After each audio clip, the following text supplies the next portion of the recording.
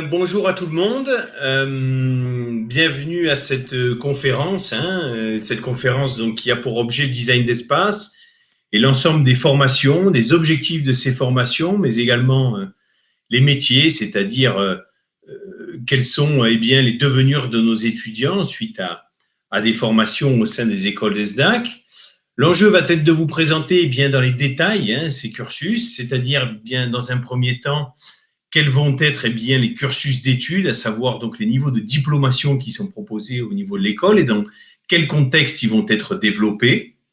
L'autre enjeu est effectivement de vous donner les objectifs de la formation et puis bien évidemment les niveaux de certification qui sont associés à nos formations et à nos cursus.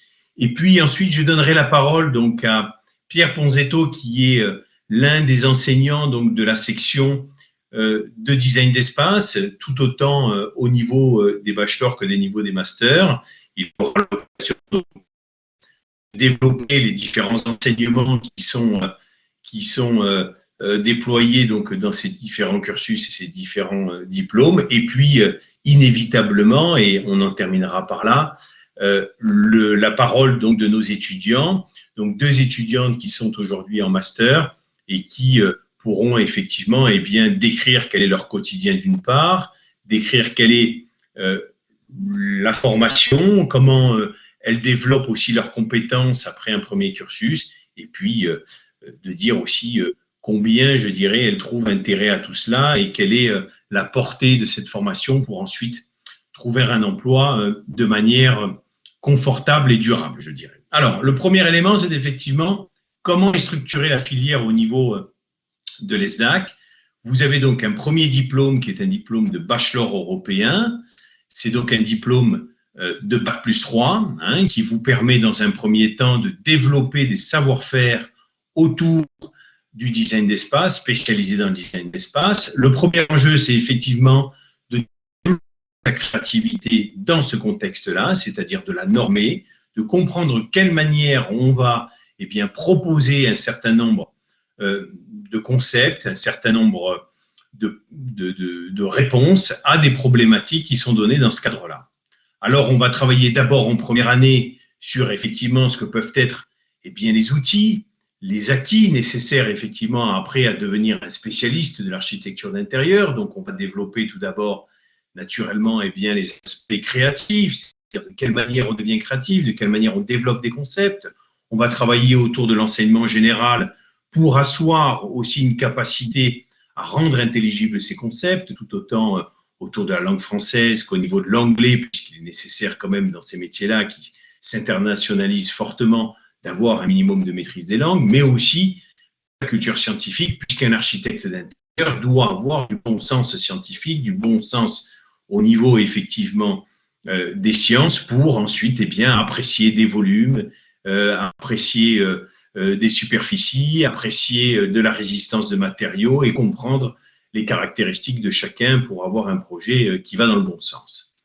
Aussi, en première année, vous aurez l'ensemble des éléments qui concernent le dessin, c'est-à-dire le premier outil pour exprimer sa créativité. Et c'est dans ce cadre-là qu'on va travailler autour de multiples techniques du dessin pour aller le plus loin possible dans sa créativité et dans l'illustration de cette dernière. Et puis, inévitablement, vous aurez de l'enseignement tourné vers l'histoire du design, l'histoire de l'art au sens large, pour développer encore une fois sa créativité et l'asseoir par le biais bien, de connaissances et d'une culture générale et d'une culture dédiée dans ces domaines-là.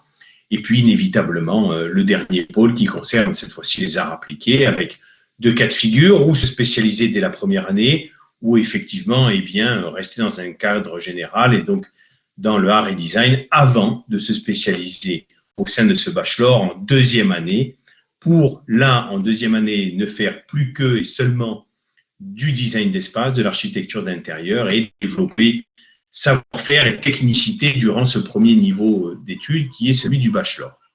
Alors, à l'issue d'un bachelor, certains me demanderont qu'est-ce qu'on devient, quelles compétences on peut détenir et à quel type d'emploi on peut prétendre. Eh bien, c'est simple, lorsqu'on sort effectivement d'un bachelor, on obtient un premier niveau qui est un niveau plutôt technique, je dirais, et créatif, qui vous permet effectivement bien, de répondre en tant qu'assistant d'un architecte d'intérieur ou architecte designer junior à des projets dans 3 catégories ou 4 mêmes catégories de contexte qui sont ceux du design d'espace, à savoir le contexte du logement, le contexte de l'architecture commerciale, c'est-à-dire l'aménagement d'espaces de vente, d'espaces qui vont être dédiés à la proposition de produits, et puis bien évidemment les espaces éphémères, les espaces événementiels et naturellement les espaces extérieurs, puisque souvent les espaces extérieurs répondent à des nécessités d'aménagement intérieur et donc doivent trouver corrélat et cohérence avec les propositions que vous ferez pour vos aménagements intérieurs. Donc, c'est un premier niveau qui souvent nécessite effectivement une poursuite d'études et c'est la raison pour laquelle nous avons fait le choix de développer depuis un certain nombre d'années une poursuite d'études de niveau donc master qui va se dérouler cette fois-ci en 2 années, qui dispose là d'un titre certifié de niveau 1, c'est le plus haut niveau de diplomation dans le secteur des arts appliqués, qui permet plusieurs choses à nos étudiants. Déjà, de se prévaloir d'un diplôme reconnu par l'État, c'est le premier élément. Deuxièmement, comme je le décrivais, du plus haut diplôme qui aujourd'hui est proposé dans ce cadre-là. Et puis, de répondre aux exigences de ce que vont être par la suite des employeurs ou des clients, c'est-à-dire une vraie capacité à déployer, à satisfaire et surtout à incarner ce que peut être un architecte d'intérieur, c'est-à-dire quelqu'un qui est en capacité de donner des réponses à des problématiques liées à l'espace, tout en ayant une capacité de management et de gestion d'un projet dans son ensemble.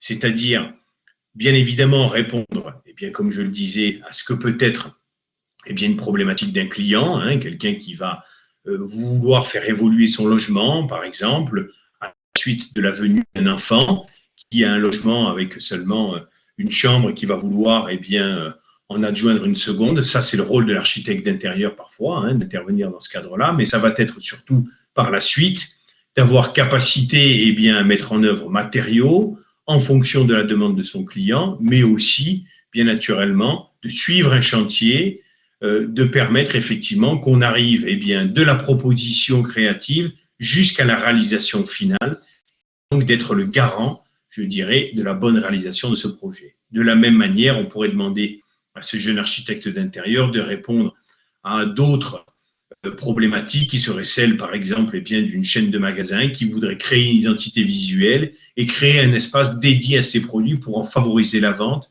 pour en favoriser le bien-être de ses clients. Et donc, là encore, l'architecte d'intérieur doit répondre à ces problématiques et amener une réelle solution qui, là, cette fois-ci, a un enjeu commercial, mais là encore, être en capacité d'avoir la gestion de ce projet-là. C'est tout l'enjeu, effectivement, de cette formation de master, c'est de donner pleine compétence et l'ensemble des savoir-faire à nos étudiants qui vont donc œuvrer dans ce domaine-là. Alors, ce qui est important aussi, c'est que nombre d'enseignes, nombre de marques, nombre d'assurances vont demander aussi à ces jeunes architectes d'intérieur de prouver effectivement de l'obtention d'un diplôme reconnu, comme c'est le cas à l'ESTAC avec ce titre 1, pour bénéficier des assurances nécessaires pour effectivement pratiquer cette profession d'architecte d'intérieur et offrir toutes les garanties à ses clients et toutes les protections à soi-même pour effectivement œuvrer en toute quiétude. Donc ça, c'est aussi très important d'avoir un diplôme de ce niveau-là. On est très peu d'écoles en France effectivement à avoir ce niveau de diplomation de titre 1 niveau 7, puisqu'effectivement cela demande beaucoup de travail en termes d'ingénierie pédagogique et puis des compétences réelles de nos enseignants qui sont pour la plupart des professionnels, et vous découvrirez Pierre Ponzetto qui est effectivement lui-même un professionnel et architecte qui pourra effectivement attester de la nécessité d'avoir des intervenants professionnels qui sont en capacité de proposer aussi à nos étudiants des cas concrets, des cas réels, issus de leurs propres expériences parfois, mais surtout d'avoir une capacité à faire de la veille et à comprendre comment évolue ce métier, tant en termes techniques qu'en termes créatifs, qu'en termes de nécessité, en termes de réponse, mais aussi en termes, je dirais, de contraintes et puis d'obligation. Donc, il est important à un moment ou à un autre que ces professionnels au cœur de la formation et qui accompagnent nos étudiants soient aussi en capacité et bien d'accompagner ce que peut être l'évolution de ces métiers. Voilà. Alors, l'objectif de la formation, je l'ai vu, les titres, je l'ai vu. Ce qui est important aussi de vous dire, c'est que ces formations sont disponibles en alternance dès la 2e année et ce jusqu'à la 5e année. Alors ça, c'est très important. Pourquoi? Parce que nombre d'étudiants ont envie d'avoir une expérience professionnelle durant leurs études. Nombre d'entre eux ont envie de s'insérer aussi professionnellement rapidement. Et c'est effectivement, eh bien, je dirais, l'un des moyens, indépendamment de la qualité de la formation et de sa capacité à répondre ensuite aux exigences du marché, une façon aussi de s'insérer facilement dans le milieu du travail, puisqu'on dispose inévitablement déjà d'une expérience et donc on peut la proposer à un employeur ou éventuellement à ses clients et du moins on peut en attester assez facilement. Voilà, alors je vais laisser maintenant la parole à Pierre Ponzetto, qui est, comme je le disais, comme je le rappelle, l'un de nos enseignants, que ce soit en bachelor ou que ce soit effectivement en master, et il va donc tout d'abord peut-être vous détailler, et on le fera ensemble, l'ensemble des enseignements qui s'inscrivent dans ces différents cursus, qui sont du bachelor et du master, et puis plus particulièrement peut-être vous parler de ses propres enseignements afin de vous exposer de manière détaillée quels en sont les enjeux. Voilà. Je vous en prie, Pierre. On ne vous entend pas, Pierre. Peut-être avez-vous votre micro coupé encore?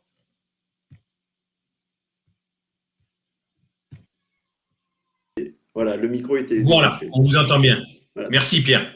Bonjour, donc je présente, Pierre Ponzetto, je suis architecte des PLG, en effet, et ça fait quelques années que j'enseigne au sein de l'ESDAC, notamment dans la discipline de tout ce qui est technologie, normes et environnement.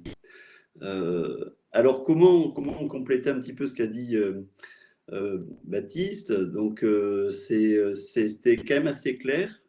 La précision que je peux donner, c'est qu'en effet, moi, au travers de mes enseignements, avec l'aide des autres enseignants, tous qui sont dans la démarche, on va dire, de la démarche créative, architecte d'intérieur, dessin artistique, on s'aperçoit de quoi? Que ce type d'études et après ce type de métier nous oblige à avoir une multitude de compétences qui sont des compétences techniques, des compétences normatives, des compétences artistiques, mais qui sont toujours dans une logique d'une réponse à une question demandée.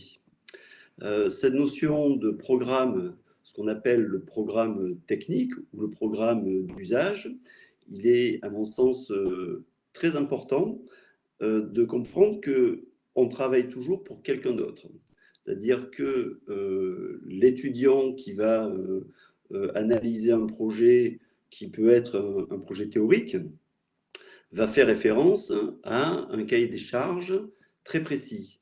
C'est-à-dire que dans le programme qui est donné, dans l'énoncé de l'exercice qui est donné, il faut peut-être comprendre la question avant de commencer à dessiner. Donc ce travail d'analyse, à mon sens, est primordial. Avant même de commencer quelque chose d'artistique, de créatif ou une idée qui nous semblerait pour nous intéressante. C'est-à-dire que ça veut dire quoi? Ça veut dire que quand on analyse un programme, quand on analyse un sujet, il faut essayer de comprendre quelles sont les issues, quels sont les attendus pour se mettre à la place de l'autre.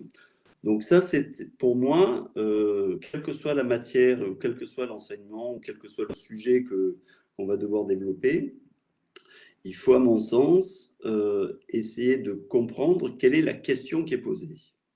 Donc cette question qui est posée au sein de l'école, c'est, on va dire, assez théorique.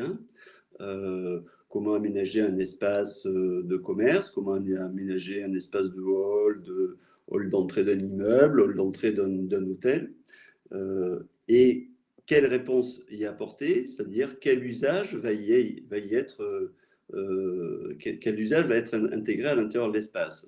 L'usage, c'est quoi? C'est comment sont accueillis les gens, comment rentrent les gens, comment circulent les personnes à l'intérieur de l'espace.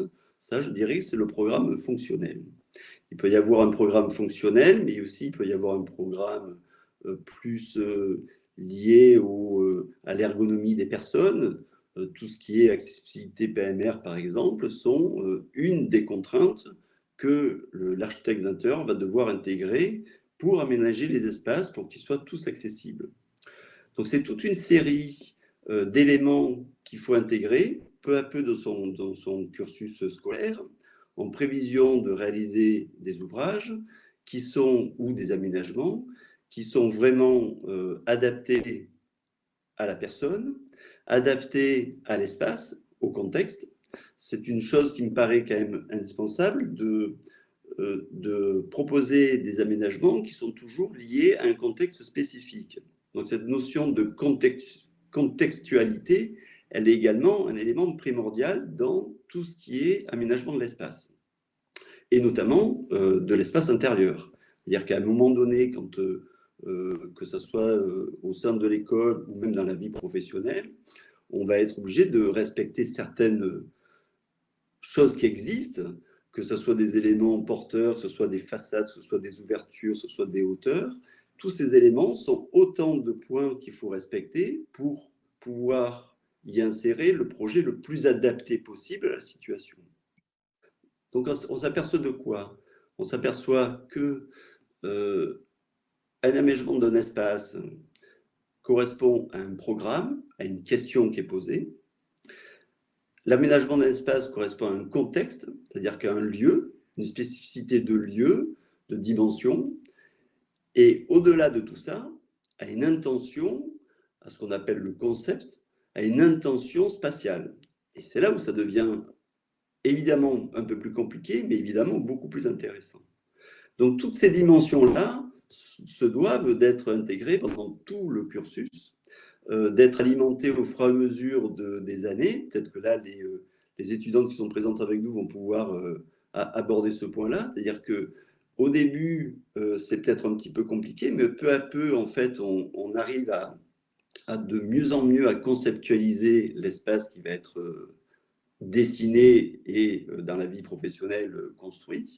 Donc cette conceptualisation, elle demande, à mon sens, une première qualité qui s'apprend à voir en 3 dimensions. C'est-à-dire que cette notion de 3 dimensions, la volumétrie qu'on veut donner à l'aménagement, elle n'est pas innée, hein, elle s'apprend. Donc c'est un apprentissage qui doit être fait au fil du temps, au fil des années d'études, pour conceptualiser un projet dans les 3 dimensions, hauteur, largeur, profondeur.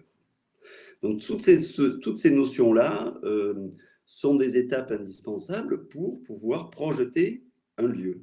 Hein, que ça soit une projection mentale ou une projection sur le dessin à la main ou une projection sur le dessin avec les outils informatiques qu'on connaît tous, à un moment donné, on va être obligé de la voir mentalement. C'est-à-dire que c'est cet aspect-là qui me semble assez primordial dans ce type d'études. C'est-à-dire que si, au début, on a un petit peu du mal à voir en 3 dimensions, cette vision des 3 dimensions qu'on peut avoir dans sa tête, hein, évidemment, ça s'apprend. Et évidemment, il faut l'acquérir pour pouvoir projeter au mieux le projet qu'on imagine, en tout cas que le client peut imaginer. L'exemple que je donne souvent, même si les outils informatiques sont très très performants, il est quand même très rare qu'on ait appris tous à écrire sur ordinateur. On a tous appris à écrire avec un stylo, un crayon sur une feuille de papier. Je dirais que le dessin, y compris le dessin d'aménagement des différents espaces, hein, s'apprend parce qu'on a un stylo, un crayon, un feutre, et qu'on a dessiné quelque chose qu'on a imaginé dans la tête. C'est-à-dire que l'interface entre ce qu'on a imaginé et ce qu'on est en train de faire sur le papier, l'interface la plus courte, c'est la main avec son stylo. Tandis que l'ordinateur va venir nous aider dans tout le processus, va venir compléter cet apprentissage-là. Donc, je dirais que dans un premier temps, hein, c'est ça, hein, cette superposition de compétences qui vont permettre aux étudiants d'aborder différents types de projets, hein, que ce soit l'aménagement de boutiques, l'aménagement de places, hein, toute une série de lieux où les gens peuvent venir avoir différentes pratiques. Hein, tout à fait. Alors, voilà. Pierre, si on va un petit peu plus, effectivement, dans le détail de ce que peut être la formation pour l'ensemble là, des participants à cette conférence, je crois que l'enjeu, c'est de leur donner déjà peut-être la finalité de ce que peut être un bachelor. Effectivement, si on va vers la finalité, et peut-être on pourra ensuite décliner l'ensemble des enseignements qui vont permettre d'acquérir les compétences pour cette finalité. Avant toute chose, voilà, quelqu'un qui va effectuer un bachelor en design d'espace au sein de l'ESDAC doit être en capacité, lors de son examen final, de présenter donc devant un jury un projet qui a effectivement pour objectif l'aménagement d'un espace de 500 mètres carrés. Voilà quel est l'enjeu final. C'est pour vous dire l'ensemble des compétences qu'effectivement on va devoir développer durant ces 3 années. C'est effectivement l'enjeu de répondre à cet objectif final. Alors, qu'est-ce que c'est effectivement d'aménager un espace de 500 mètres carrés?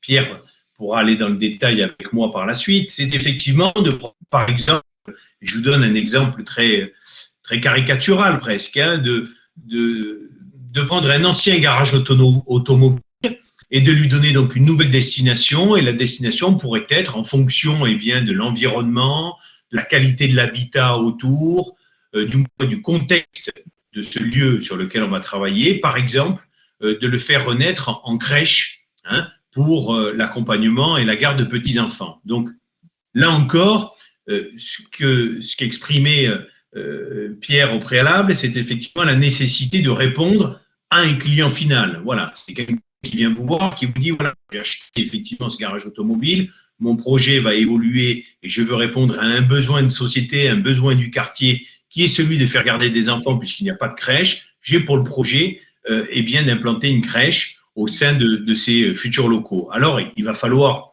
détenir un certain nombre d'habiletés pour faire. La première, c'est l'habileté, je dirais, créative, de faire en sorte que cette crèche réponde aux usages auxquels elle se destine. Hein, ça, c'est le premier élément. Donc, de par la créativité, il faut lui donner aussi une couleur, une teinture, du moins une capacité à répondre à cet usage pour l'usager, c'est l'expérience utilisateur presque.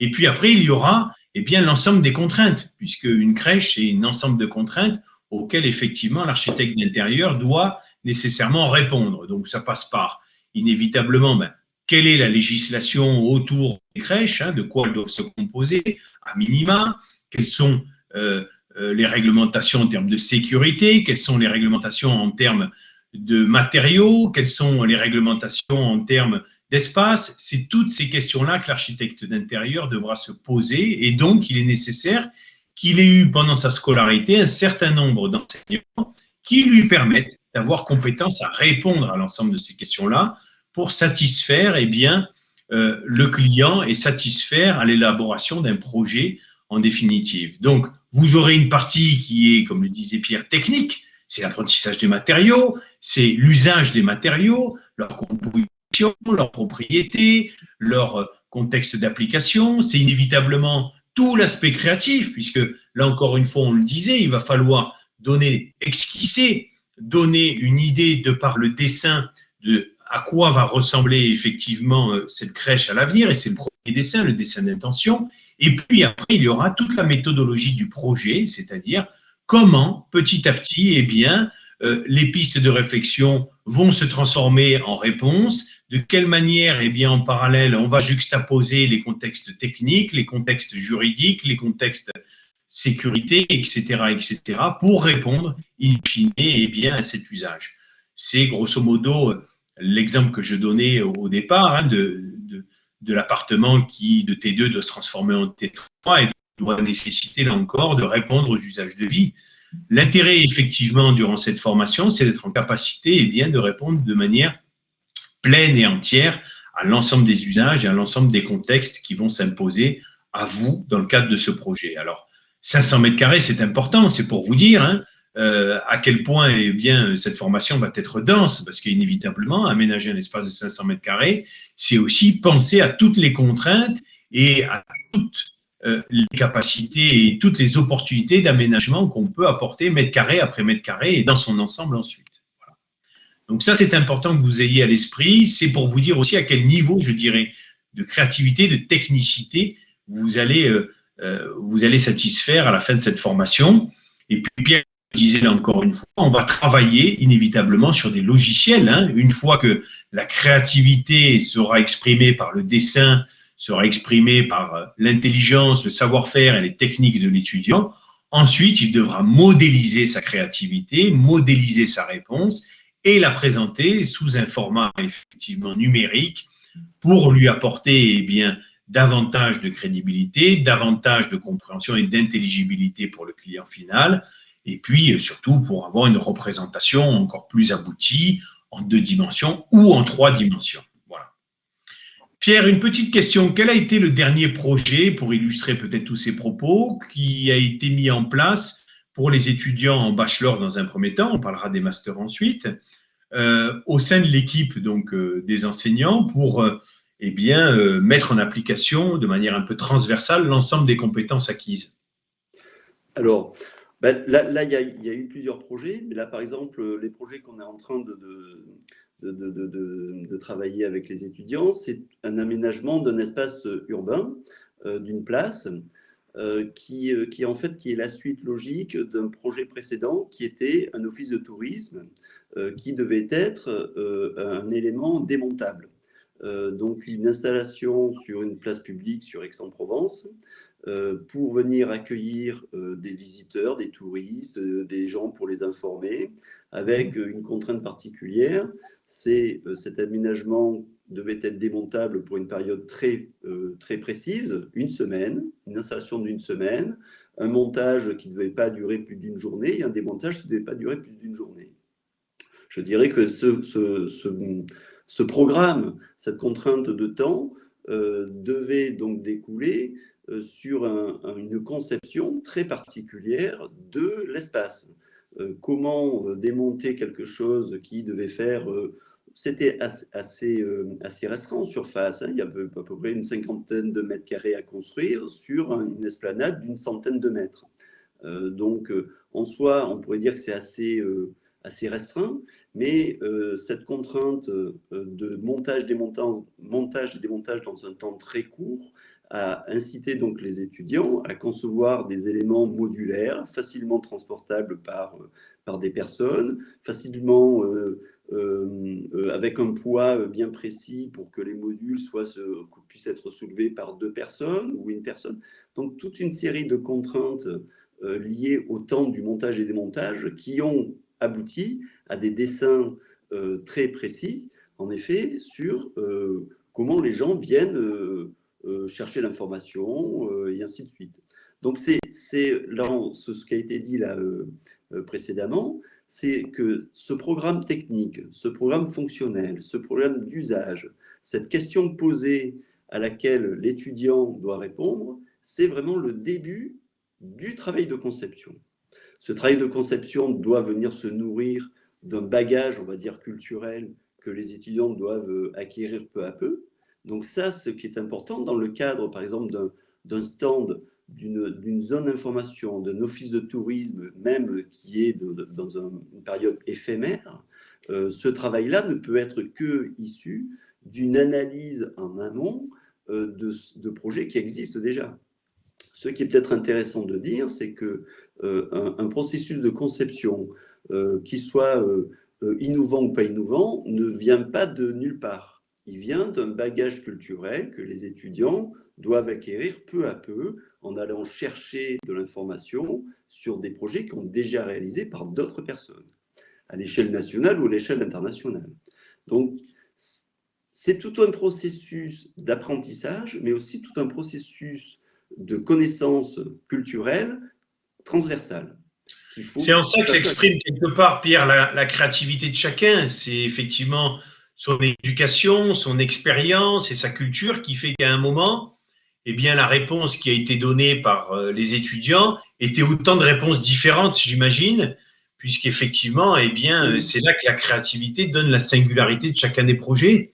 On a bien, comme le disait Pierre, un objectif et un seul, c'est effectivement, eh bien, d'être en capacité d'accueillir du public hein, dans un temps donné, d'avoir une structure donc qui va pouvoir être démontée, enfin montée dans un premier temps et démontée par la suite dans un second temps. Donc ça, c'est l'environnement, je dirais, des contraintes.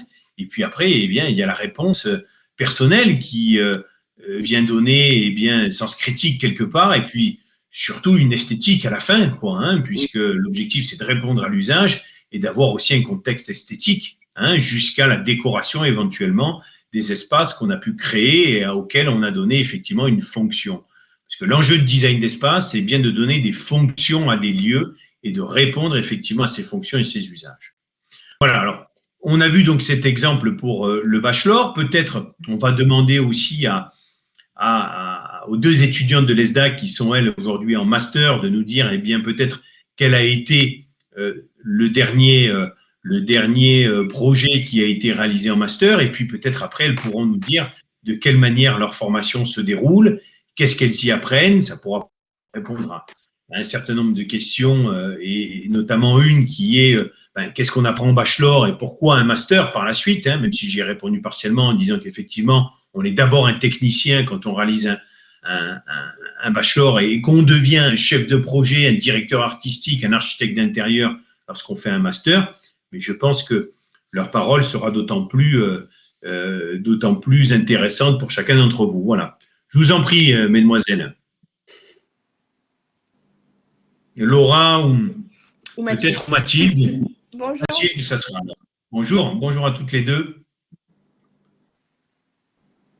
Alors Mathilde ou Laura, peut-être Mathilde en premier temps, quel a été le dernier projet alors que vous avez réalisé en master, peut-être pour éclairer aussi l'ensemble des personnes qui écoutent aujourd'hui cette Alors c'était le projet sur la Buzette, donc c'était une maison, un ancien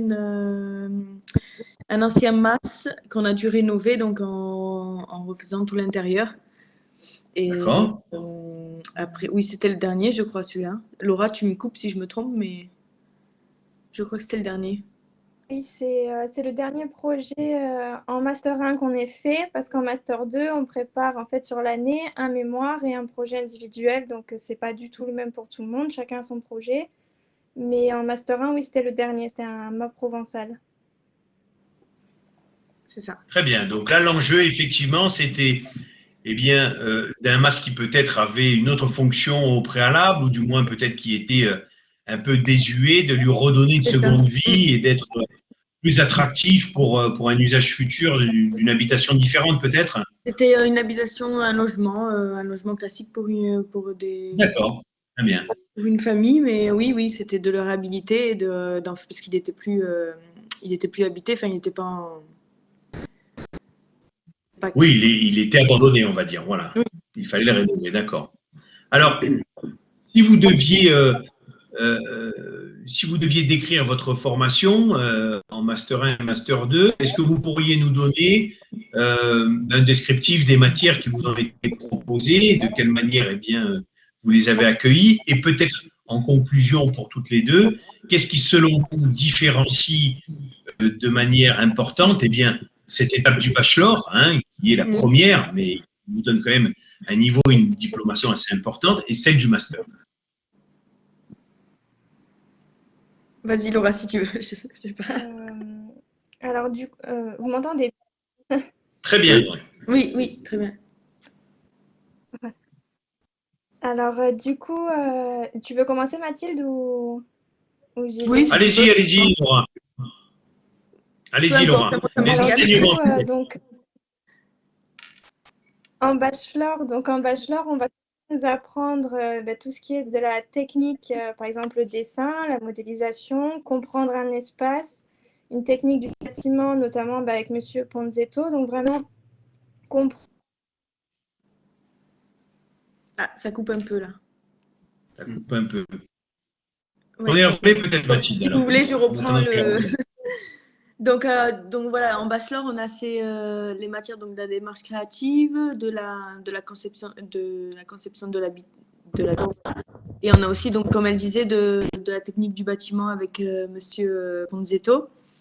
Après, en master, on est plus ciblé sur des matières qui sont Enfin, c'est plus condensé, on va dire, et on a toujours la conception, la conception de l'habitat, de la démarche, on a une démarche commerciale aussi, et on a aussi donc du coup de la technique du bâtiment qui arrive sur notre projet qu'on doit là faire de 500 mètres carrés ou plus ou moins, enfin ou plus, pour notre diplôme de fin d'année. Alors, si on résume peut-être, on est effectivement donc dans un premier temps au bachelor, enfin, selon vous en tout cas, selon votre expérience, dans un contexte où on va comprendre ce qu'est le design d'espace, en acquérir l'ensemble des outils, leur maîtrise, hein, dans le but déjà de générer des réponses en termes d'aménagement d'espace. Et dans la partie du master, on va renforcer ces compétences, les associer à d'autres compétences du métier. Oui, en fait, c'est vrai qu'on passe un peu de la théorie à la pratique, on va dire. Enfin, en bachelor, on apprend énormément. En master, on va plus se mettre... on est vraiment dans la production et seulement la production, quoi. Voilà, c'est ça. On apprend encore aussi quand même, mais on met vachement plus en pratique que… Bien sûr. Bon, en bachelor aussi, on met en pratique, mais ce qu'on a appris en bachelor, on s'en sert pour le master. D'accord. Oui, c'est une logique progression aussi des compétences. Là où il est intéressant en master, c'est effectivement qu'on va aller encore plus loin dans des projets encore plus ambitieux et on va y associer d'autres compétences. Vous parliez effectivement de la gestion du projet, du marketing, des aspects juridiques. C'est comment on va gérer un projet de A à Z et comment on a ces multiples compétences pour répondre effectivement aux exigences du projet. Hein? C'est ça, c'est pour ça qu'après, du coup, on prépare un projet donc avec comme vous le disiez tout à l'heure, avec un espace de 500 mètres carrés où on va mettre en application tout ce qu'on a appris. Très bien. Bon, voilà, elle précise effectivement dans le chat de quelle manière on va se perfectionner, etc. D'accord. Est-ce que l'une d'entre vous est en alternance? Est-ce qu'elle peut effectivement parler de son expérience? On est toutes les deux en alternance. Eh bien, donc, voilà. Moi, donc, j'ai commencé j'ai commencé ma première année donc, dans une agence d'architecture, donc où mon statut était architecte d'intérieur. Donc on se complétait parce qu'elle était architecte du bâtiment, donc en amenant mes compétences et en apprenant aussi ses compétences à elle, ça m'a bien servi. Et en deuxième année, donc maintenant je suis chez un constructeur de maisons, donc là où je fais les plans des maisons et en même temps je m'occupe de l'architecture d'intérieur. Donc on va dire que la tendance c'est bien parce que ça nous sert à mettre en pratique ce qu'on a appris du coup pendant les années d'école et surtout ça nous fait apprendre des choses qu'on n'apprend pas à l'école et vice versa. Enfin, ça complète pas mal le cours. Ça peut vous permettre effectivement d'être, je dirais, en pleine capacité de vérifier vos compétences, de les mettre en pratique, mais d'après ce que je comprends, vous êtes déjà à des niveaux de responsabilité. On vous donne déjà un certain nombre de choses avec des responsabilités à la fin vis-à-vis des travaux que vous avez à réaliser. Donc, c'est là qu'on voit et qu'on illustre bien la compétence acquise, je dirais. Ah oui, c'est ça, oui. Enfin, on arrive facilement à mettre ce qu'on a appris en place grâce à tout ce qu'on a fait. Enfin, le travail, c'est sûr, il est dense, il ne faut pas se cacher, mais après, on est très fiers d'avoir appris tout ça. Donc. Il est évident que c'est une série qui est aussi exigeante en termes de travail, en termes de concentration, d'organisation, et il est clair que mener de concert avec des projets en alternance, c'est pas toujours quelque chose d'aisé, effectivement. C'est pas toujours je facile. Peux en Tout à fait. Mais voilà, je pense que la détermination qui fait aussi le brio de chacun des étudiants. On aime ce qu'on fait, après aussi, ça marche.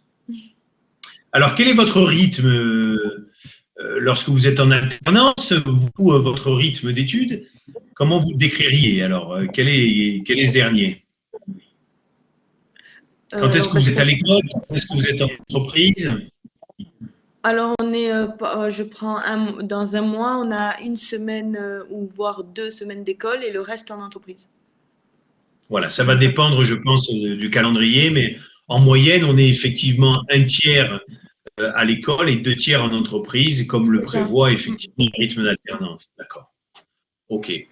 Comment vous voyez l'avenir, vous, alors, toutes les deux, par rapport d'abord à votre formation et puis effectivement par rapport à cette expérience en alternance? Comment vous êtes confiante? Vous avez encore des peurs? Est-ce que ces expériences que vous vivez au quotidien chez un employeur vous laissent entendre que vous êtes prête pour intégrer le marché du travail? Comment ça se passe dans votre esprit vis-à-vis de cela? Alors des peurs, il y en aura toujours, mais après. Mais après, donc moi personnellement, je compte continuer dans l'entreprise où je suis et peut-être pourquoi pas me mettre en auto-entrepreneur pour voir ce que ça donne de mon côté et ensuite voir advienne qui vous-même développer votre propre activité après une expérience, quoi, d'accord. Oui, c'est ça. Okay. Et vous, Laura, si on vous entend, comment vous entrevoyez les choses par rapport à l'expérience que vous avez actuellement? J'espère qu'on m'entend. Est-ce que vous pouvez la décrire aussi? Oui, on vous entend très bien. Oui, alors moi, là, je viens de signer une promesse d'embauche dans l'entreprise dans laquelle j'ai fait mon alternance, donc en tant qu'architecte d'intérieur et collaboratrice architecte. Donc, très bien. Félicitations alors. Suite, du coup, je suis assez. Merci. La suite est assurée, oui. C'est vraiment une formation complète qui est valorisée par les entreprises. Donc ça, c'est important quand même de le dire. Et on acquiert et on comprend vraiment l'espace. On acquiert beaucoup de compétences.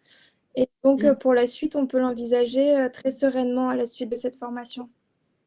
On le voit pour vous, puisque vous êtes encore en formation et déjà embauché de manière définitive. Donc, effectivement, c'est quand même bien l'illustration que, d'une part, elle répond, je dirais, aux besoins des professionnels. Et ça, c'est une certitude et c'est aussi la certification de niveau 7 qui en atteste, je dirais, mais c'est aussi une belle illustration, effectivement, du travail qui est mené dans cette formation pour vous permettre de vous insérer de manière définitive et sereine. Hein. Je crois que ça, c'est important. Très bien. Est-ce que vous voulez rajouter quelque chose, Laura, Mathilde et Pierre, avant qu'on réponde peut-être aux questions qui ont été posées par l'ensemble des personnes qui participent à cette conférence? Peut-être un point, mais ça a été dit, mais peut-être il faudrait le souligner. Je pense qu'au sein de l'école, il y a moult compétences qui viennent alimenter le projet de conception ou qui est fait dans les ateliers d'architecture ou d'aménagement, etc. Je pense que Laura ou Mathilde vont sûrement le confirmer. Dans la vie professionnelle, on n'est pas seul face aux problèmes. Et c'est peut-être aussi ça l'intérêt. C'est-à-dire qu'à un moment donné, on sait qu'on va être entouré d'une équipe. Elles sont au sein d'une agence d'architecture pour aménager des maisons, pour aménager différents types de projets. Mais elles sont sûrement aussi entourées par des ingénieurs, des techniciens qui viennent répondre à des questions très, très spécifiques. Qui sont nécessaires pour réaliser l'opération. Et ça, je pense que ce travail d'alternance qui est fait dans les différentes écoles vient souligner cette nécessité d'un bagage, on va dire, théorique qui est alimenté par une pratique professionnelle régulière dans les agences et s'apercevoir que quand on a un souci, quel qu'il soit architectural, technique, réglementaire, évidemment, on a de la ressource tout autour de nous pour dire oui, est-ce que c'est bon ou est-ce que c'est pas bon. Et c'est ça, ce travail-là. C'est-à-dire que ce travail d'équipe, pour moi, il me paraît indispensable à bien mesurer. Et heureusement que c'est un travail d'équipe. Et je crois que c'est Mathilde qui l'a dit. C'est un travail d'équipe où chacun se doit d'être responsable de sa tâche. Et cette notion de responsabilité, elle me paraît indispensable.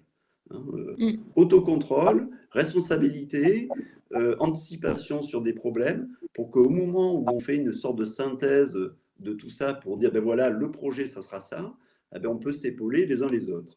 Et ça me paraît quand même indispensable de bien apprendre, de bien appréhender cette notion-là de travail d'équipe.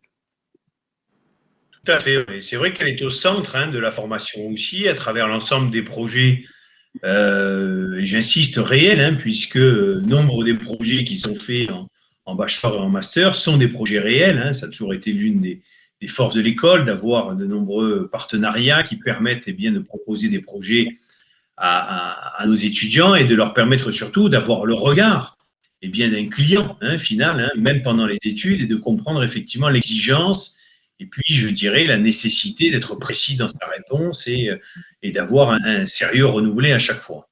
Donc ça, c'est vrai que c'est très important. Et puis cet esprit de collaboration, comme vous dites, Pierre, je pense qu'il est essentiel, puisqu'après, on ne travaillera pas seul dans son coin seulement. On est souvent associé à des équipes, à un certain nombre d'autres corps de métier qui nécessitent effectivement d'avoir une capacité à interagir avec eux, un comportement, à savoir les animer, à savoir répondre pour faire avancer un projet et le transcender autour de sa propre réponse. Alors peut-être répondre à quelques questions.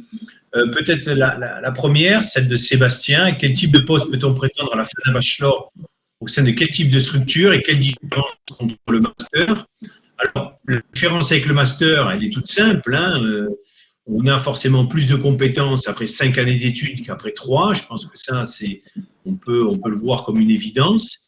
Comme je le disais, pendant les 3 années de bachelor, on va surtout être sur les capacités à gérer, en tout cas à répondre à un projet. Donc, c'est tout le contexte technique, contexte créatif, et aussi le savoir-faire, puisque à la fin d'un bac+3, on est capable de répondre à un projet dans son ensemble. Là où c'est intéressant en master, c'est qu'on va aller plus loin sur des projets d'ambition plus forte. On va avoir des projets collaboratifs et puis surtout, on est capable, du début à la fin, de gérer un projet, d'animer des équipes pour passer de sa création, c'est-à-dire la proposition d'une réponse, et c'est plutôt ce qu'on va faire en bachelor, jusqu'à sa matérialisation, et c'est ce qu'on va faire en master. Comment on passe de la réponse du client à la mise en œuvre du projet ferme et définitive. Donc, à la fin du bachelor, on peut évidemment prétendre à un emploi qui sera différent de celui d'un master, puisque à la fin du master, on peut prétendre être un architecte d'intérieur, au sens de l'UNED et du CFAI, c'est-à-dire poser sa plaque, j'ai envie de dire, pour commencer à œuvrer. Et lorsqu'on est effectivement en bachelor, on va plutôt être dans un premier temps l'assistant de cet architecte d'intérieur avant l'acquisition effectivement d'une expérience qui va vous permettre de voler de vos propres ailes naturellement comme, je dirais, tout cadre professionnel.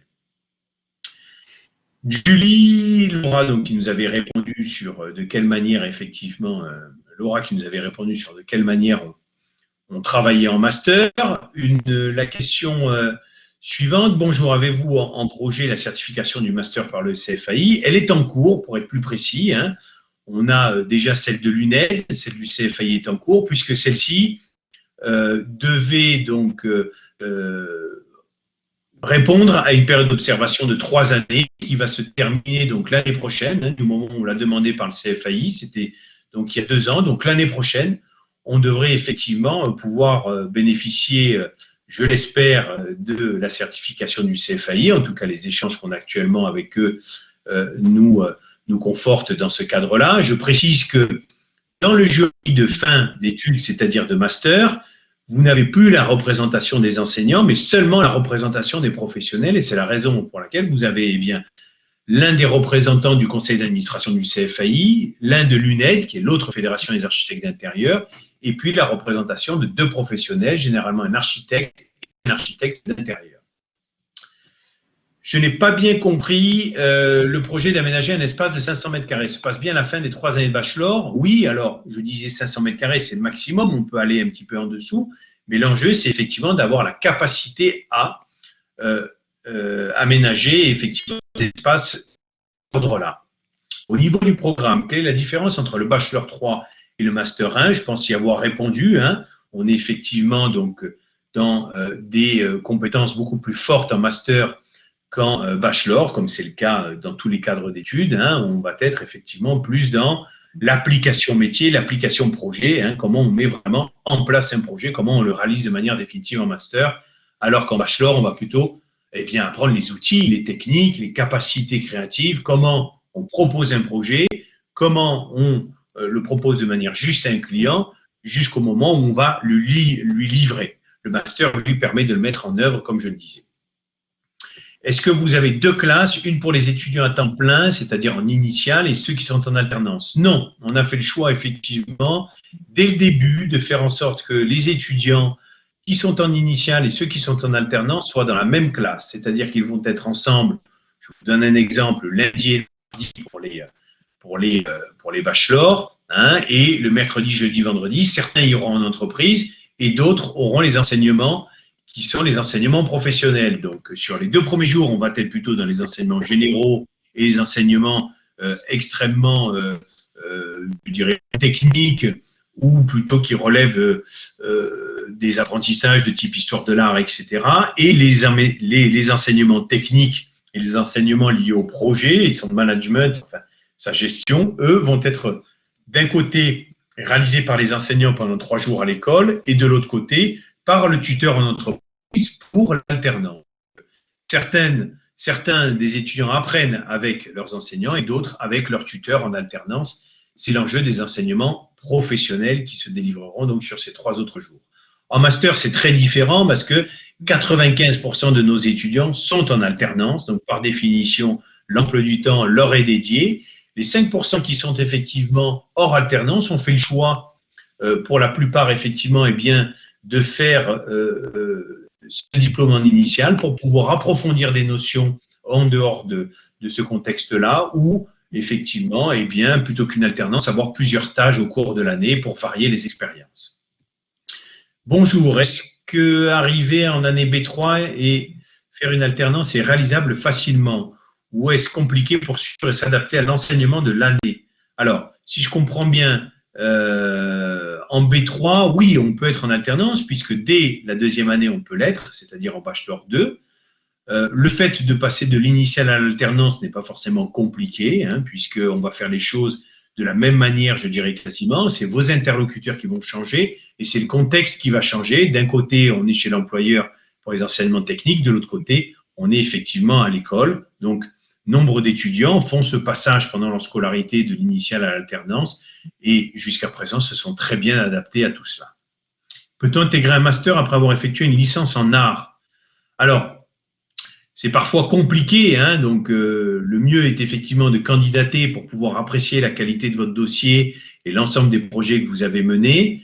Cependant, effectivement, le bachelor, comme je l'ai décrit, nécessite et va vous mener à l'acquisition de beaucoup d'enseignements techniques, d'enseignements aussi créatifs, d'enseignements méthodologiques, comment on gère un projet en design d'espace, qui n'est pas toujours effectivement vu au niveau d'une licence en art à proprement dit, puisque nous ne sommes pas une école d'art, mais une école de design et d'art appliqué, c'est-à-dire que l'objectif n'est pas la création d'œuvres, mais la création de concepts qui sont reproductibles, que ça soit dans l'espace pour un client ou pour de l'industrie au sens large. Donc, la finalité est un petit peu différente, je dirais, mais cependant, je vous invite effectivement à faire acte de candidature, à présenter l'entretien auprès effectivement de l'un des directeurs de centre pour qu'il puisse vous guider, vous évaluer dans cette démarche-là.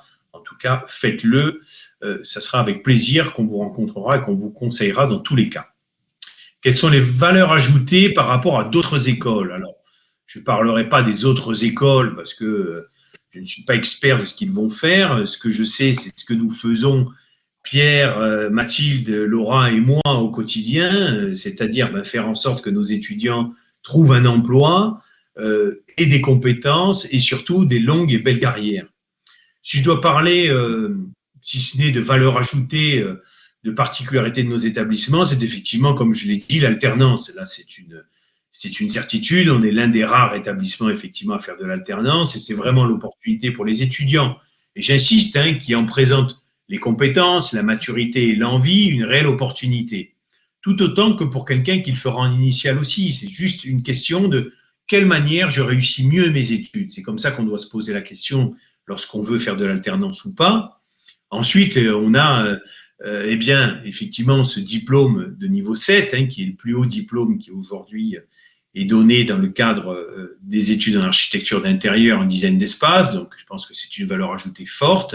Nous proposons aussi des études à l'étranger, en double diplomation, avec la 3e année de bachelor qui peut se faire à l'étranger et la 2e année de master qui peut se faire à l'étranger et qui permet à l'étudiant d'avoir et le diplôme de l'ESDAC et le diplôme de l'université ou de l'école qui va l'accueillir. Et puis, c'est surtout, je dirais, la professionnalisation de nos étudiants, puisque même ceux qui sont en alternance ont l'opportunité d'être mis face à des clients, mis face à des donneurs d'ordre et de réaliser de vrais projets et donc d'avoir, je dirais, une formation technique, théorique et surtout très adaptée au marché du travail. Voilà. À la fin des 3 années de bachelor, il est donc possible d'intégrer le monde du travail, tout à fait. Est-ce possible à la suite de ces années, de ces seules années, de se mettre à son propre compte au fur et à mesure du temps? Oui, oui, c'est possible. Pour préciser, ce sera possible fort d'une expérience. Il faudra à la suite quand même de ce bachelor, eh bien, avoir une expérience auprès d'un patron, c'est-à-dire d'un architecte d'intérieur ou d'un architecte, pour là aussi être en capacité de mener des projets dans son ensemble et surtout la réalisation du projet. Donc, fort de ces quelques années d'expérience, vous pourrez voler de vos propres ailes si c'est effectivement votre choix par la suite. Si je peux préciser peut-être la réponse à cette question. En effet, moi je pense que par rapport à cette question-là, est-ce qu'on peut se mettre à son compte immédiatement? J'aurais tendance à dire il vaut mieux quand même apprendre auprès de quelqu'un qui a un peu d'expérience, parce que là on a vu que pendant le temps d'études, pendant le temps de conception, y compris dans les bureaux, on était entouré par plusieurs personnes, ingénieurs, techniciens, etc., pour faire sortir le projet. Le moment un peu délicat d'une opération, c'est la réalisation, le chantier. Et là, c'est encore une autre étape, c'est-à-dire que quand autour d'une table de chantier, une table de réunion, vous avez 15, 20 ou 10 ou 5 entrepreneurs, c'est encore une autre dimension. Donc, attaquer la vie professionnelle sans avoir été aidé pendant 2, 3, 4 ans par quelqu'un avec une expérience, ça peut être des moments un peu difficiles. Moi, j'aurais tendance à dire, faites une expérience de chantier pour un patron, une patronne, sauf exception. C'est important de comprendre l'environnement, c'est tout à fait clair, Pierre. Vous avez raison de le préciser, c'est important de comprendre qu'est-ce que c'est un environnement professionnel, qu'est-ce que c'est d'avoir une entreprise, sa gestion au quotidien, en plus du travail créatif et de réponse aux clients. C'est important d'avoir quand même un minimum d'expérience, d'observer quelqu'un, de voir de quelle manière il s'organise pour soi-même ensuite reproduire ce quotidien. Voilà. Alors, y a-t-il des spécialités proposées dans l'apprentissage durant les 3 années du bachelor? Alors, comme je le disais, la première année, elle peut se faire ou directement spécialisée en design d'espace ou plus ouverte en bachelor première année art et design, ce qui permet de s'orienter de manière définitive en 2e année ou en design d'espace ou dans les autres domaines du design, que ce soit le design graphique, le design de mode ou le design de produit. Ensuite, les spécialités qui sont développées effectivement durant le bachelor, il n'y a pas la spécialité qui est développée, c'est celle du design d'espace. Et je dirais toutes ces composantes, comme je le disais, c'est-à-dire le design d'espace dédié au logement, celui dédié à l'architecture commerciale, c'est-à-dire l'aménagement d'espaces commerciaux, celui de l'aménagement d'espaces extérieurs, comme on l'a vu dans l'exemple qu'avait proposé et décrit tout à l'heure Pierre autour de l'aménagement d'une place. On est presque à la limite de l'urbanisme parfois, et puis tous les aspects liés à l'événementiel, à la muséographie, la scénographie, etc. Ce sont les domaines qui sont vus, développés, travaillés et acquis durant le bachelor dans les contextes. Ensuite, la question de Charline. Bonjour, est-ce compliqué donc de trouver un employeur pour l'alternance? Est-ce que l'école aide les étudiants à cette démarche? Alors, compliqué, non, ça ne l'est pas. Je dirais qu'en master, eh bien, au vu effectivement de la plénitude de nos effectifs en alternance, cela démontre bien, qu'on peut trouver assez facilement une alternance. Alors, je dirais pas que c'est simple, parce que c'est comme trouver un emploi, c'est à peu près la même chose, sauf que on a là souvent une attention un peu plus bienveillante, je dirais, des entrepreneurs, puisqu'ils font le choix de prendre un alternant, mais c'est quelque chose qui aujourd'hui est assez facile. En bachelor, ça va être un peu plus compliqué, parce qu'inévitablement, on a moins de compétences à proposer à des employeurs, on a moins d'employabilité au regard de cela, donc on va avoir plus de difficultés. Mais là, encore une fois, c'est possible, de manière un peu moins automatique, mais c'est possible. L'école donc a un service qui est dédié pour vous aider à la recherche d'alternance. Elle met en place des ateliers de recherche, elle met en place un certain nombre d'outils pour vous permettre bien d'arriver à ces fins-là. Elle vous accompagne tout au long de la démarche jusqu'à la trouvaille effectivement de cet employeur en alternance. Et puis surtout, elle vous transmet des offres. C'est-à-dire qu'à un moment, elle va vous prendre presque rendez-vous avec les employeurs pour que vous puissiez vous présenter à eux. Et puis à vous de faire la différence face à eux pour obtenir et décrocher effectivement cette alternance. Alors peut-être, je pense que Mathilde et Laurent en parleraient mieux que moi, puisque toutes les deux sont en alternance, ont cherché donc avant de trouver, et donc pourraient peut-être nous faire part de leur expérience dans ce cadre-là. Je vous laisse peut-être commenter ça, Mathilde et Laura. Alors du coup, l'école donc fait paraître souvent des annonces d'entreprises qui recherchent les étudiants en alternance pour différentes missions. Après, c'est toujours intéressant aussi de montrer qu'on est motivé, de chercher de son côté, ne pas hésiter à en parler autour de soi. Ce qui est bien aussi avec l'école et ce que donc propose Madame Huder qui s'occupe du service d'alternance, c'est qu'elle va vous apprendre en fait à, entre guillemets, vendre vos contrats, parce que ça c'est un plus, ce sont des contrats qui sont souvent aidés, donc ça c'est les spécificités de l'alternance. Donc l'école va vraiment vous apprendre à vous vendre et expliquer pourquoi l'alternance est un plus pour l'entreprise. Donc il y a un vrai accompagnement sur ça. Il y a effectivement des offres qui sont partagées, mais c'est quand même toujours intéressant de chercher de son côté et de ne pas compter uniquement sur l'école.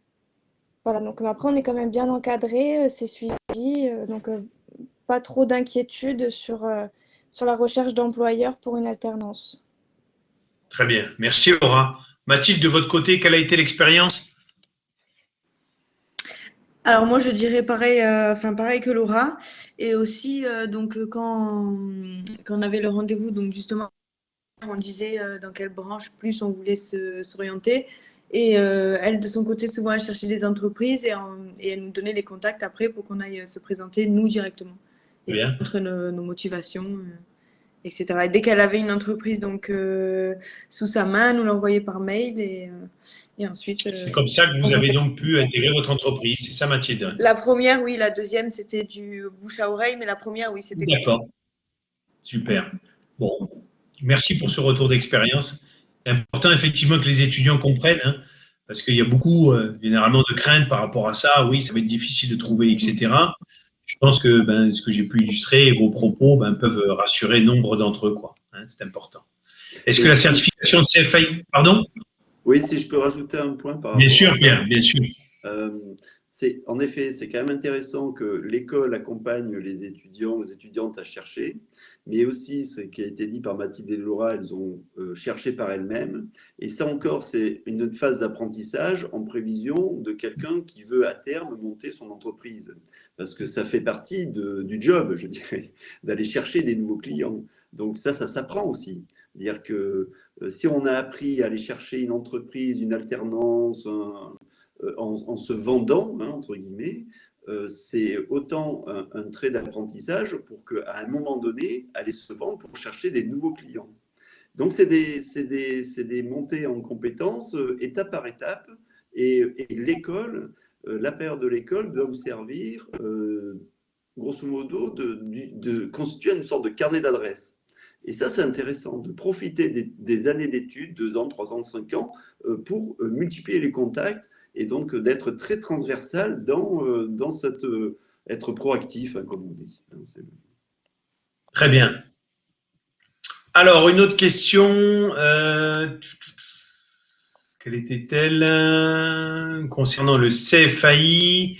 Est-ce que la certification CFAI sera applicable à toutes les écoles du groupe? Oui, puisque effectivement le diplôme qui est dispensé dans nos écoles l'est pour toutes les écoles. Donc, toutes les écoles disposent effectivement du titre 1 niveau 7. Donc, c'est celui-ci qui sera adoubé par le CFAI l'année prochaine, je l'espère. Voilà, donc la réponse est oui.